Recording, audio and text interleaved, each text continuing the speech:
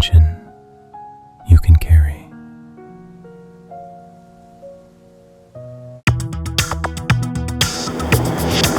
Delivering smiles all around the professional careers.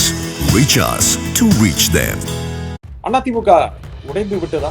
அப்படி நான் நினைக்கல. காரணம் என்னவென்றால், அதிமுகவிலிருந்து ஒரு பிரிவு, அந்த பிரிவு தாவேகா அமைச்சரவையில் இடம்பெற வேண்டும் என்று எதிர்பார்த்தது. இன்றைக்கு அமைச்சர் ஆதவர்ஜுன் கூறியிருப்பதை பார்த்தால் அதற்கு வாய்ப்பு இல்லை போல தெரிகிறது. அப்படி வாய்ப்பு இல்லை என்றால் இந்த பிளவு என்பது மீண்டும் சரியாகிவிடும் என்பதுதான் எனது பார்வை. எனவே அதிமுகவில் பிளவு ஏற்பட்டு விட்டதாக நான் கருதவில்லை. அமைச்சர் பதவிங்கிற அந்த கேரட் இருக்கிறதுனால தான் இவங்க இன்னமும் அந்த பிளவுன்னு சொல்லிட்டு இருக்காங்க. அமைச்சர் பதவி இல்லைன்னு ஆயிடுச்சுன்னு வைங்க, அது போல அதிமுக தனியாக பிளந்து தனி அணியாக இங்க என்ன புண்ணியம்? அப்போ சிவிஎஸ் குரூப்புக்கு அமைச்சர் பதவி இல்லைங்கிறது நமக்கு இன்னைக்கு ஈவினிங்கோ நாளைக்கே தெரிஞ்சு போயிடும்.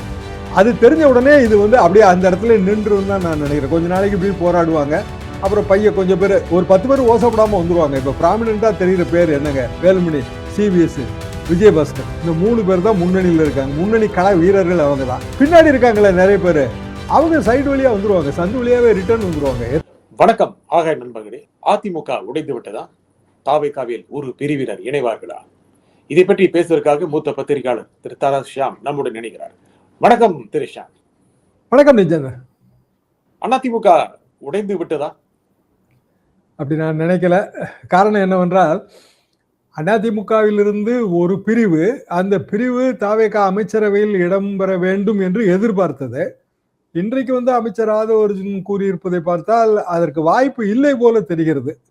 அப்படி வாய்ப்பு இல்லை என்றால் இந்த பிளவு என்பது மீண்டும் சரியாகிவிடும் என்பதுதான் எனது பார்வை. எனவே அதிமுகவில் பிளவு ஏற்பட்டு விட்டதாக நான் கருதவில்லை.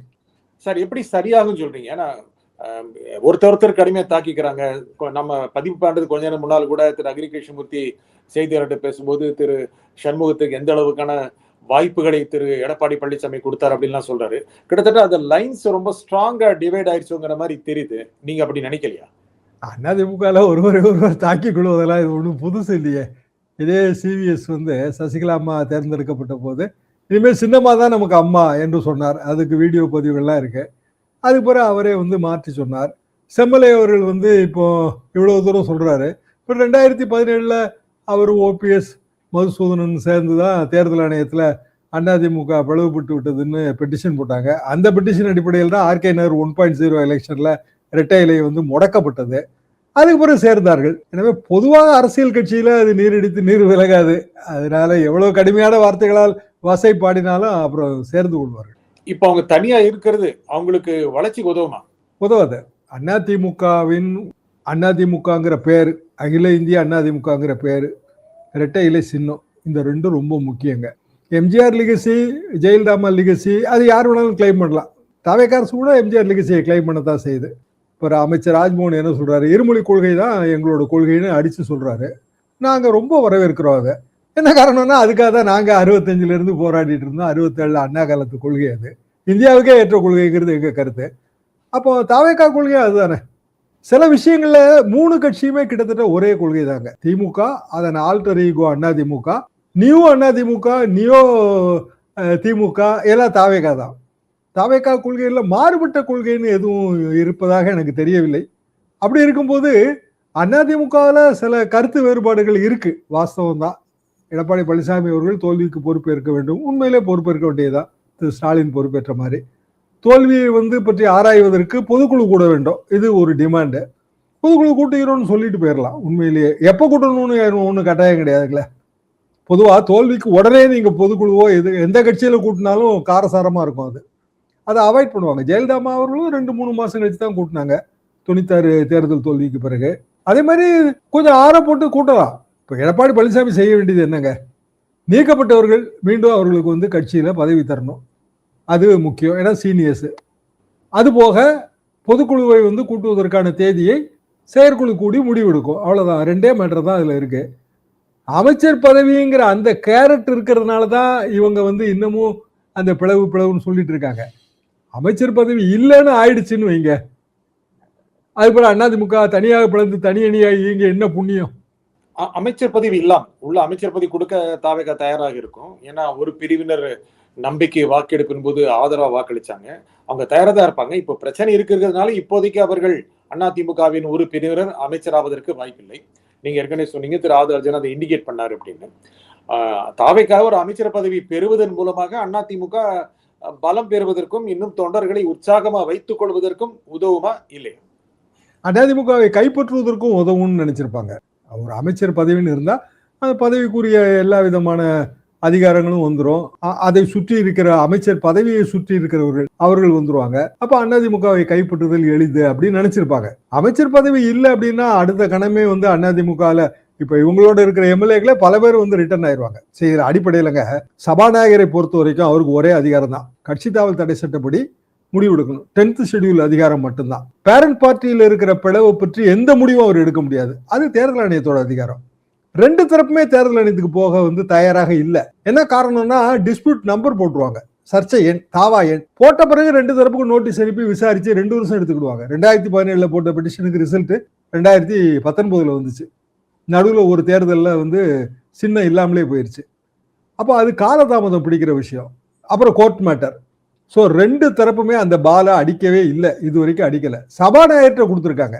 ஏன் கொடுத்துருக்காங்கன்னா அவருக்கு வந்து வெறுமனே கட்சி தாவல் தடை சட்ட அதிகாரம் தான். நாளைக்கு வந்து எம்எல்ஏக்கள் பேரண்ட் பார்ட்டிக்கு ரிட்டர்ன் ஆனா அவ்வளவுதான், நாங்க ரிட்டர்ன் ஆயிட்டோம்னு சொல்லிடுவாங்க. சபாநாயகர் ஒரு சின்ன பிழை என்ன அப்படின்னா பேரண்ட் பார்ட்டியிலிருந்து கொடுத்த லெட்டர் தான் அவருக்கு ஃபைனல், அவ்வளவுதான். அதை தாண்டி அவர் வேற பரிசீலிக்கலாம் முடியாது. எதிர்த்தரப்பு வந்து ஒரு கொறடாவோ ஒரு தலைவரையோ போட்டாலாம் அதெல்லாம் சபாநாயகர் வந்து பரிசீலிக்கவே முடியாது. அப்படியான ஒரு ஆர்டர் போட்டாருனாலே அது கோர்ட்டுக்கு போகும். ஸோ அது செய்ய முடியாது அவரால். அதனாலதான் அவர் தயங்குறாரு. அது இவங்க ஆதரவு தேவைன்னு நினைச்சாங்க, இவங்க ஆதரவு இவங்களா தான் போய் வாலண்டியரா கொடுத்தாங்க. நேற்றை கூட சொன்னாங்க, அவங்களா தான் நாங்க வந்து கொடுத்தாங்க, நாங்களா கேட்டோம். நாங்க அப்படியான சூழ்நிலையில் நாளைக்கு வந்து புதிய அமைச்சரவை அந்த விரிவாக்கம் நடந்து அதுல அதிமுகவின் இந்த எம்எல்ஏக்களுக்கு ஆஸ்பிரேஷனல் பொலிட்டிஷியன்ஸுக்கு இடம் இல்லைன்னு ஆன உடனேயே அந்த அணி கலகலத்துறோம். அதுக்கு பிறகு அது எடப்பாடி பழனிசாமி அவர்கள் கரம் தான் ஓங்கும்.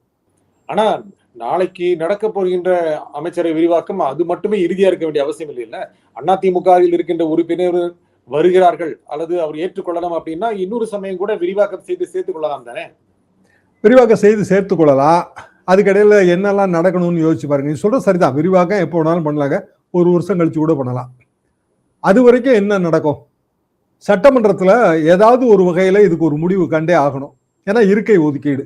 அப்ப இருக்கை ஒதுக்கீடுல உதாரணமா அதிமுக இபிஎஸ், அதிமுக சிவிஎஸ்ன்னு சட்டமன்றத்துக்காக நான் வந்து 2ஆ பிரிக்கிறேன்னு சபாநாயகர் சொன்னார்னா உடனடியாக அது கோர்ட்டுக்கு போகும்லங்க.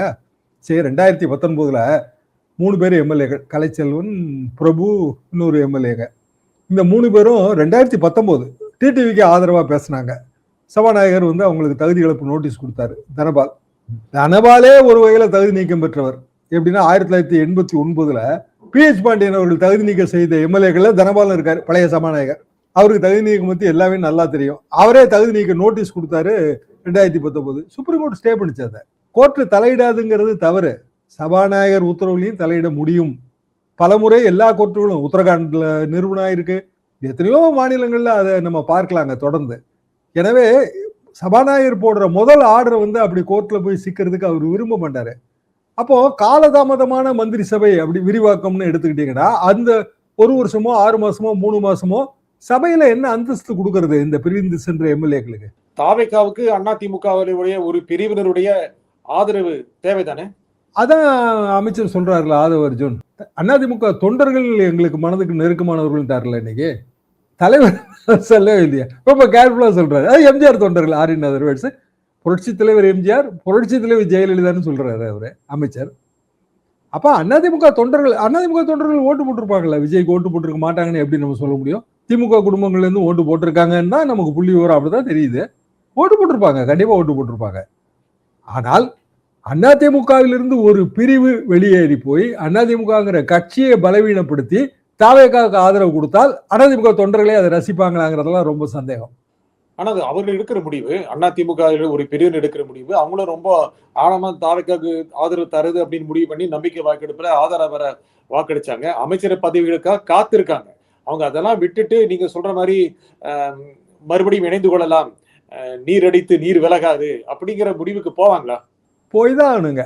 அரசியல்ல நீங்க எப்போதுமே அந்த அதிகாரத்தை இழந்தாலோ இல்லது ஒதுக்கப்பட்டாலோ அதுக்கு பிறகு நேர சன்னிதானத்திலேருந்து சமையல் கட்டுக்கு போக வேண்டியதான். அது வரைக்கும் நீங்க சிம்மாசனத்தில் இருப்பீங்க, அப்புறம் கிச்சனுக்கு போயிருவீங்க. அது சரிப்பட்டு வராது. ஒண்ணு அதிமுகங்கிற பேரண்ட் பார்ட்டியில் இருக்கணும், அதிமுக எம்எல்ஏக்களா இருக்கும், இல்ல தாவேகா அமைச்சராகணும். கட்சி தாவல் தடை சட்டத்தோட இன்னொரு பெரிய ப்ராப்ளம் என்ன அப்படின்னா, ஒரு காலத்துல ஸ்பிளிட் வந்து ரெகனைஸ் ஆயிட்டு இருந்தாங்க. பேரண்ட் பார்ட்டில இருந்து ஸ்பிளிட் ஆனாலும் ரெகனைஷன் உண்டு. இப்ப அந்த ரெகனைஷன் கிடையாது, ஒன்லி மெர்ஜர் தான். அதிமுகவின் 3/2 பங்கு எம்எல்ஏக்கள் பிரிந்து சென்று தாவேகால இணையணும். இதை தாண்டி அதுல வேற வழி இல்லை. ஆரின் அதர்வைஸ் அவங்க அதிமுக பேனரை மறந்துட்டு தாவேகா பேனருக்குள்ள போகணும். அதுக்கு இவங்க இன்னமும் தயாராக இல்லை.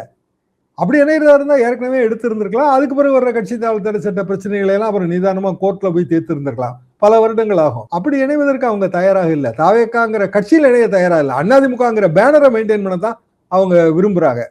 அது தாவேகாவுக்கு ஓப்பாக இருக்காது. இப்பவுமே வந்துங்க தாவேகா அமைச்சரவைக்கு ஆபத்துங்கிறதே கிடையாதுங்க பிராக்டிகலா. ஏன்னா nobody is prepared for another election. அது போக 2029 ஒரே நாடு ஒரே தேர்தல் வந்தா ஆட்டோமேட்டிக்கா எலெக்ஷன் வந்துருமே. இந்தியா முழுசும் இந்தியா முழுசும் எல்லா சட்டமன்றங்களுக்கும் வந்துடும். ஆனா அவங்களுடைய ஆதரவு இருந்தா கம்ஃபர்டபுளா இருக்கும் அப்படின்னு தாவேகா நினைக்கும். அவங்க பிரிந்து இன்னொரு கட்சியாக கூட உருவெடுத்து இருக்கலாம் தானே. மெர்ஜர் இல்லாம அதுக்கு பாசிபிலிட்டி கிடையாது. You have to merge. அது 10th ஷெட்யூல்ல வந்து 2004 திருத்தத்துல ரொம்ப தெளிவா இருக்குங்க. 2/3 பிரியலாம், தப்பு இல்லை.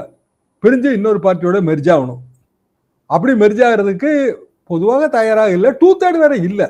அது அடுத்த ஒரு கொஸ்டின். இன்னும் ஆர்டிபிஷியலா 2/3 சேர்த்தா கூட அவங்களே ஏதாவது ஒன்று எதிர்பார்ப்பாங்கல்ல, வாரிய தலைவர் பதவியோ அமைச்சர் பதவியோ. அவங்க வந்து தாவேகாவுக்கே போட்டியெல்லாம் இருப்பாங்க. உள்ளூர்ல தாவேகா வேட்பாளர்களை எதிர்த்து தான் அவங்க ஜெயிச்சிருப்பாங்க. தாவேகா வேட்பாளர்கள் யாரா இருப்பாங்க? இளைஞர்கள், மாற்றம் வேணும்னு நினைச்சவங்க, விஜய் தலைமையில நம்ம வந்து புதிய கட்சியில ஷைன் பண்ணி அரசியல்ல பெரிய ஆளா வரலாம்னு நினைச்சவங்க. அப்படித்தானே இருக்க முடியும். 67 உதாரணத்தை எடுத்தீங்கன்னா எல்லாருமே புதியவர்களா இருந்தாங்க. அப்போ திமுகவில் இணைந்து அமைச்சராகி எம்எல்ஏ ஆகி அடுத்த கட்ட அரசியல்ல இத்தனை வருஷம் தாக்கு பிடிச்சிருக்காங்க நிறைய பேர். அப்படித்தானே தாவேகால இருக்கவங்க நினைப்பாங்க. பழையபடி அதிமுக அதே ஆட்களே வந்து அங்க உள்ளூர்ல டாமினேட் பண்ணாங்கன்னு வைங்க, விழுப்புரத்துலயோ இல்ல புதுக்கோட்டையிலயோ.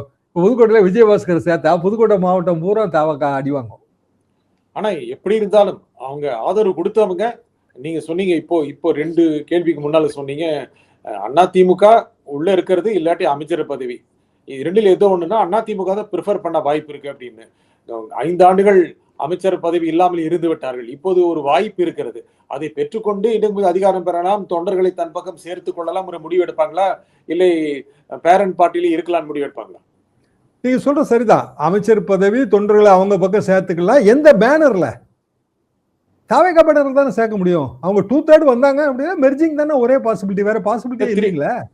2/3 வந்தா தனி அதிமுகவாகவே அவங்க நிற்கலாம் தானே. அதெல்லாம் பழைய காலம். 2004 திருத்தத்துக்கு பிறகு ஸ்பிளிட் வந்து நாட் ரெகக்னைஸ்ட், ஒன்லி மெர்ஜிங் தான். 2/3 வெளியில வராங்க, மெர்ஜ் ஆகலாம்.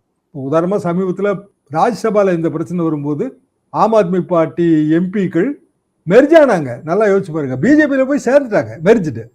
ஆம் ஆத்மி 2 அப்படின்னு அவங்க வந்து அப்படியான இல்ல அந்த யார் தலைவரோ அவர் பேரை போட்டு நாங்க தான் உண்மையான ஆம் ஆத்மி அப்படி கிளைமே பண்ணல. ஏன்னா அது நாட் பாசிபிள். ஆனா அதிக அளவுக்கு எம்எல்ஏக்கள் அவங்க பக்கம் இருந்தாங்கன்னா தேர்தல் ஆணையத்திலேயே அவங்க உண்மையான அதிமுக, இவர்கள் தான் உண்மையான அதிமுகன்னு அங்கீகாரம் கிடைக்க வாய்ப்பு இருக்குல்ல. தேர்தல் ஆணையத்துக்கு முதல்ல போனோம். சரி, ஓபிஎஸ் வந்து 2017 2004 திருத்தத்துக்கு பிறகு 2017 கிட்டத்தட்ட 13 வருஷம் கழிச்சு தான் அந்த ஸ்பிளிட் வந்துச்சு. வெறும் 11 எம்எல்ஏ தான் இருந்தாங்க.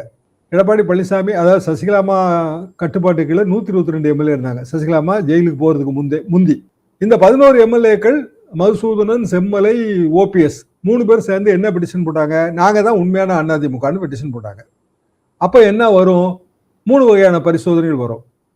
3 பரிசோதனையில முதல் பரிசோதனை நீங்க சொல்ற எம்எல்ஏ எம்பி எண்ணிக்கை, 2வது பரிசோதனை செயற்குழு பொதுக்குழு உறுப்பினர்கள் எண்ணிக்கை, அதாவது லெஜிஸ்லேட்டிவ் மெஜாரிட்டி, அப்புறம் பார்ட்டி மெஜாரிட்டி. இந்த இடத்துல எடப்பாடி பழனிசாமி என்ன பண்றாரு? அவர் மாவட்ட செயலர்கள்லாம் நீக்கிட்டு புதிய செட்டெல்லாம் போட்டாரு. நீக்கம் செல்லாதுன்னு இவங்க சொல்லுவாங்க. திருப்பி அகைன் அது சிவில் மேட்டர் ஆயிரும். சிவில் கோர்ட்டுக்கு நீங்க போகணும்.